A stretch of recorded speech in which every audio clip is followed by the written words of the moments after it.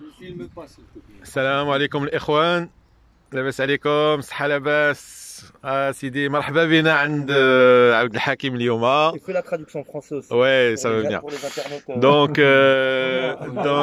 Donc, on est tous chez notre frère Abdel Hakim, Redouane, Younes, Claudius et moi. Donc, franchement, Douane. oui, c'est ce que j'ai dit. Donc, De la Roche-sur-Yon.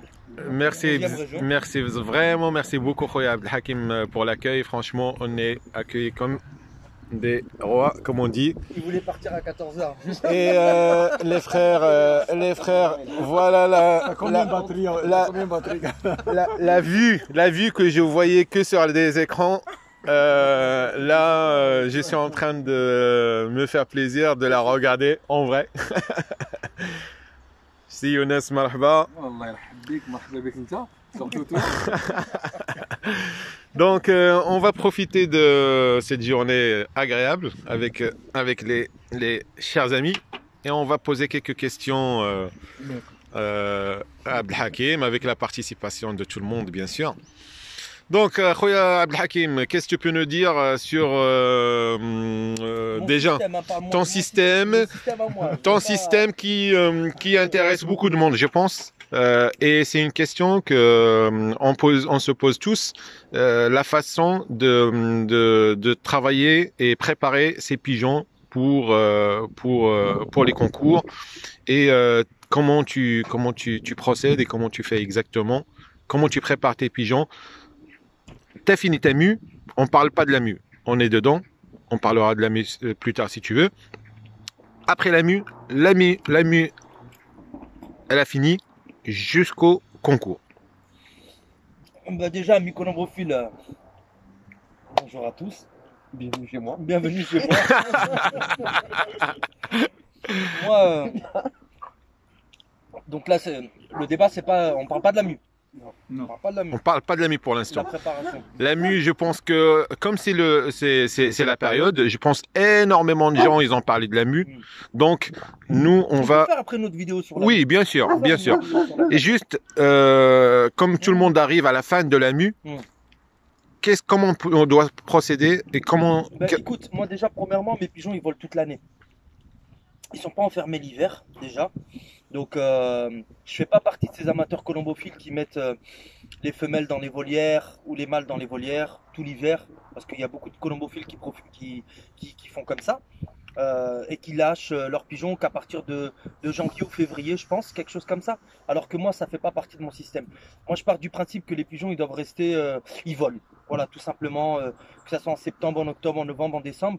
Les seuls moments où je lâche pas les pigeons, c'est vraiment si il y a des non, parce que j'ai de la chasse autour de chez moi, donc mais j'ai pas plus de pertes que, enfin, j'ai pas de pertes. Des tempêtes ou des choses comme ça. C'est surtout voilà tempêtes, des gros orages ou allez des vents forts quoi. Ouais. Mais sinon mes pigeons ils volent toute l'année. même pendant la mue. Même pendant la mue, ouais. D'accord. Ils sortent tous les jours, ils volent pas. Vieux et jeune. Vieux et jeunes, ils volent pas. Je suis obligé parce qu'en fait, moi, comment dire, j'élève normalement. Bon, cette année, c'est une année spéciale avec le Covid, donc j'ai pas vendu tous les pigeons qui étaient normalement réservés pour les amateurs à qui qui étaient réservés pour ces gens-là. Ils n'ont pas pu partir, donc je les ai gardés. Donc, effectivement, donc ces jeunes, ils devaient voler. Parce que sinon, j'élève pas avant le mois de juin, moi, pour moi. Mai-juin. En général, pas avant le mai-juin pour moi. D'accord? Donc, toutes les premiers tours de février, mars, avril, ils partent chez des colombophiles un peu partout. Et cette année, pardon, c'était une année, donc voilà, par rapport au Covid, ça s'est passé autrement. J'ai dû revoir mon organisation. Donc oui, tout le monde sort, enfin, tous les jours. Mais là, actuellement, les jeunes, que ce soit les mâles et les femelles, ils sont tous ensemble. Ils sont pas sexés encore. Et par contre, les vieux, ils sont séparés. Ils ont élevé un jeune à la fin des concours, fin juillet. Donc il y a eu une couvaison avec l'élevage d'un jeune. Et ça, c'est tous les ans. Et j'ai sevré les jeunes. Et j'ai séparé. Et là, je me rends compte que, voilà, en séparant, automatiquement, la mue, elle est accélérée. Parce qu'en fait, quand les pigeons, ils élèvent, et ben, la mue se bloque. Et à partir du moment où tu sépares, la mue elle s'accélère incroyable. C'est incroyable. Ils ont une mue accélérée. Alors, en parlant, on voulait pas parler de la mue, mais à mon avis, il y aura pas le choix. En parlant de la mue, tu parles de ce point d'accélérer la mue. Il y en a qui procèdent, qui essayent d'accélérer la mue en utilisant quelques méthodes comme mettre les pigeons dans le noir ou utiliser quelques produits pour accélérer la mue. Est-ce que c'est bon pour la santé du pigeon ou pas? Alors, si tu veux, si tu veux accélérer la mue, Ou est-ce que c'est mieux de laisser le pigeon faire sa mue tranquillement, parce naturellement? que toi, tu as dit deux choses. Tu as dit, il y en a qui mettent les pigeons dans le noir. Donc là, tu n'accélères pas la mue. Tu la ralentis. Tu la ralentis. ouais. Ah, merci beaucoup. Ah oui. Retard. Alors, retard. pourquoi j'ai posé cette question? Parce que Je vais hier... voir si j'étais un narvalo. Quoi. Non, non, non, non. mais par contre, Non, mais parce qu'on entend tout, si. tout sur Internet.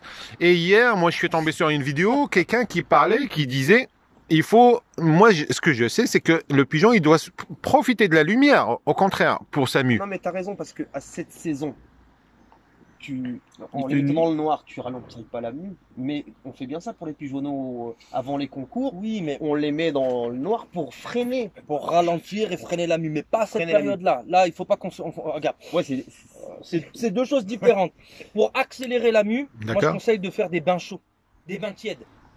Tu fais chauffer par exemple des grosses marmites d'eau chaude et tu mets par exemple une marmite d'eau chaude avec un arrosoir d'eau froide. Faut pas que l'eau elle soit brûlante, hein. Faut qu'elle soit tiède. Et là, en faisant ça, tous les produits tu sais que tu mets dans l'eau et tout ça, pour moi c'est inutile, c'est de l'argent. Enfin, il n'y a pas besoin de ça. Les pigeons ils n'ont pas besoin de ça. Pour moi, c'est mon avis personnel. c'est pas grave s'ils boivent cette eau-là. C'est pas grave s'ils boivent cette eau-là. Donc, des bains d'eau tiède permettent d'accélérer la mue. Ça accélère la mue, d'accord? Par contre, si tu veux ralentir la mue, et pour nous, si tu veux, que ça soit la 21e région ou que ça soit la 11e région, parce que vous êtes des amateurs de la 21e, on est des amateurs de la 11e, on n'a pas besoin, nous, de. Vous terminez votre saison colombophile quand? Fin juillet. Donc, est-ce que c'est. Chez nous, alors, pour la 21e, nous, on fait des concours de pigeonneaux en arrière-saison. Donc, jusqu'au fin septembre. oui. Jusqu'au fin septembre. Ah, jusque fin septembre. Oui, D'accord. oui. Concours de jeunes. Là, il faut Ok. qu'ils ralentissent. Donc vous, alors vous êtes dans un système où vous devez faire en sorte de ralentir la mue. Donc pour ralentir la mue, effectivement, il faut obscurcir les colombiers à partir allez, on va dire la deuxième semaine de février, troisième semaine de février, c'est bien. Et il faut à peu près 9 heures de pénombre à peu près. Donc on va dire l'occultation, ça se passe comme ça. Tu commences à mettre dans le noir, excuse-moi, tu commences à mettre dans le noir de 18h à, on va dire, ouais, 8h ou 9h du matin. 8h du matin, Mais nous, d'accord. l'arrière-saison, c'est que les jeunes de 2020, Ouais, de oui, l'année. Oui, hein. oui, oui, c'est ce qu'il dit. c'est ce qu'il dit. Complètement. Mm. Donc de 18h, de 17h30, quelque chose comme ça, jusqu'à 9 heures. 9h du matin. Ils doivent être dans le noir total. Total. Le D'accord. noir total. Et ça, tu le fais jusque, allez, fin avril, première semaine de mai. Et en faisant comme ça, tu vas. Le processus de la mue, il est automatiquement bloqué et il est retardé et tu peux jouer avec tes pigeons normalement jusqu'à fin septembre. D'accord. Tu vois ce que. Enfin, normalement, ça, c'est la règle de base pour occulter les pigeons. Après, bien évidemment, il faut faire attention, il faut être vigilant aux compléments alimentaires. Il faut faire attention au niveau de la médication, il faut faire attention au niveau des compléments alimentaires et tout ça, pas trop donner aux pigeons. Parce que ça peut accélérer aussi la mue. Qu'est-ce qu'on peut donner?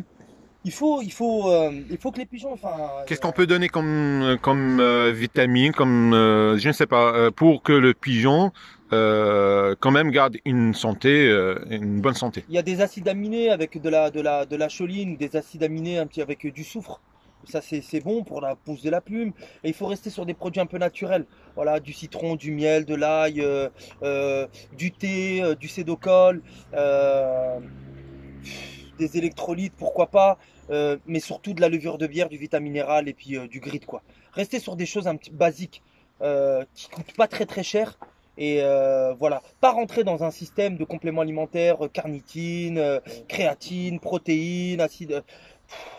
Non, ça c'est encore un autre level. Et c'est pour une autre catégorie de pigeons. vraiment les vieux ou autres. Question par rapport à Ouais. l'occultation. L'alimentation change ou pas? Un peu plus fort, s'il te plaît. Et je lui demande si l'alimentation elle change pendant l'occultation ou pas. Non, elle est On donne similaire. quoi Bah, d'élevage. Enfin, En fait, à partir dès que 3 semaines après l'élevage, après le sevrage, dès que tu sèvres tes pigeons pendant 3 semaines, tu donnes un mélange élevage. Ouais. Jusqu'à 3 semaines après le sevrage. Il faut que ça soit un mélange élevage, hein, d'accord? Passé ces 3 semaines-là, tu fais 50-50. 50% élevage, 50% diète dépuratif. D'accord? Afin de permettre aux pigeons de, comment dire, déjà d'avoir les chairs un peu plus rosées. Parce que Ouais. avec un mélange élevage, c'est rare que tu aies des chairs rosées, faut Ouais. dire ce qui est. Ouais, C'est très rare parce que le c'est taux de riche. protéines, il est assez élevé. Ouais. Et les pigeons, c'est rare qu'ils aient les poitrines rosées déjà, premièrement. Donc on passe à 50-50. Et tu vas voir, les pigeons, ils vont commencer réellement à bien Alors, voler. en parlant de cette poitrine rosée, on parle pour